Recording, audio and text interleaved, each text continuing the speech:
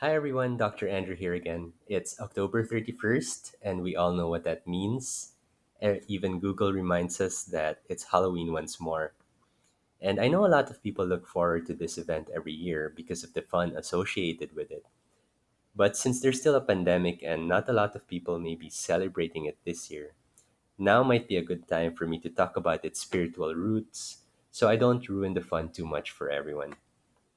I believe Christians need to be more aware of what they take part of and celebrate, especially when it coincides with pagan or Luciferian holidays.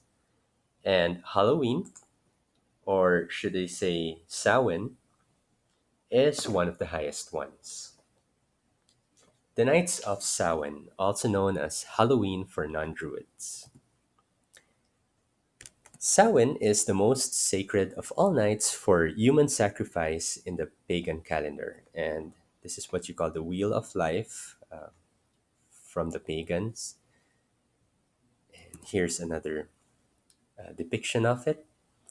And if you look at the eight sacred holidays, you'll see Samhain is on October 31st, and Yule, doesn't that sound familiar, is celebrated from December 19th to the 22nd.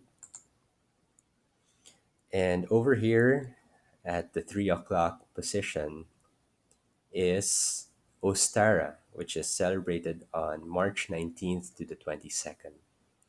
Now, another word, another name for Ostara is the more familiar Easter for you and me.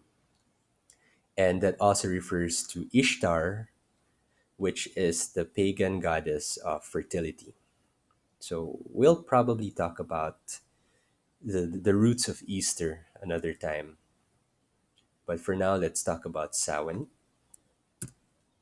Samhain is celebrated from the nights of October 29th to the 31st, and what we know of as Halloween is the third night of Samhain.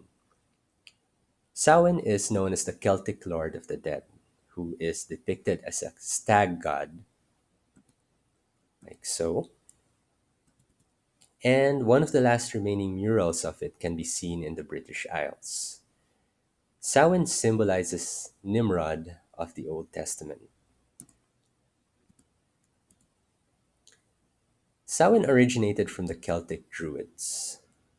Druids were the priestly class of the Celts who held the highest authorities among the Celtic tribes, and they were also known as the Men of Oak because the oak tree was the most sacred tree for them. Stonehenge was a Druid temple of worship. Their worship happens 8 times a year on their Sabbaths or sacred nights, which we showed in the Wheel of Life. Archaeologists have unearthed more than 4,000 human skeletal remains underneath Stonehenge. And Stonehenge is considered a small monument. There are many more larger ones scattered all throughout the region. On the nights of Samhain, Druids gather at Stonehenge with carved out gourds or turnips filled with human fat, and this fat comes from previous human sacrifices offered to their pagan gods.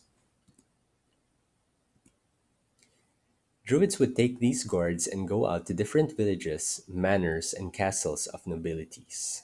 They would walk out, up to their doors, bang on them, and scream, "Trick or treat." This sent a wave of absolute terror to those inside the house because the treat the Druids demanded was a person from the household to become a human sacrifice. And as you can see on the illustration to the left, they went to the home to get a child or a virgin for sacrifice, and that was the treat. In exchange, they would leave a jack o' lantern with a lighted candle made of human fat to prevent those inside from being killed by demons that night. If the household couldn't meet the demands of the druid, as depicted to the right, then it was time for a trick. And the druids would paint a hexagon or a hexagram on their front door. And it said that that night, Satan or his demons would kill someone in that home, and they would be put in a curse. After many hours of roaming around the villages, the Druids would gather back at Stonehenge with their human sacrifices to begin their version of fun. Previous to this, they prepared huge cauldrons which boiled apple cider for several hours. And they would throw apples into the cauldron. Then they would invite their human captives one by one and tell them that if they can take one of the apples with their mouths on the first try, they'll be set free immediately. But you have to remember that this is hot liquid that's been boiling for several hours, so it could melt the flesh off instantly.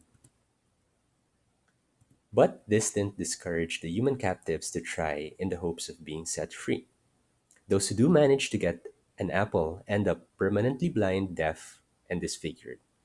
Those who fail to do so on their first try immediately get beheaded on the spot. And according to archaeologists, many skeletons which were uncovered under Stonehenge did show evidence of beheading. This is what the Druids considered to be a game. They would also light great bonfires known as bale fires.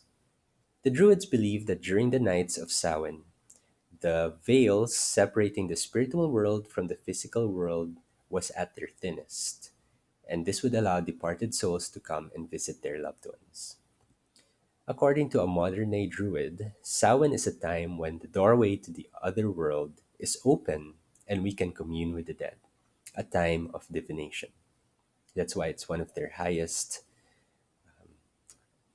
most sacred holidays in their calendar. Nothing was ever said about these spirits being benevolent, meaning good, or malevolent, meaning evil. So the Druids came up with horrifying masks to look like demonic creatures and painted pagan symbols on their robes in order to keep malevolent spirits in check. This was the origin of Halloween costumes. Halloween is nothing but the recreation of the worship of Samhain, the Celtic god of the dead, on his high and sacred days. Today, kids and even adults dress up in costumes. They go trick or treating, demanding a sacrifice of candies or other goodies. They would play the same game of bobbing for apples. It's all the same thing, just repackaged in a modern version of it. The question is it really harmless to celebrate Halloween today? All we're really doing is giving these practices another name. Even in some Christian churches, this is still being celebrated. It's really up to you what you want to do with this, but hopefully you're now more aware and informed before you decide to celebrate Halloween. Stay safe, healthy, and sick free, everyone. Bye.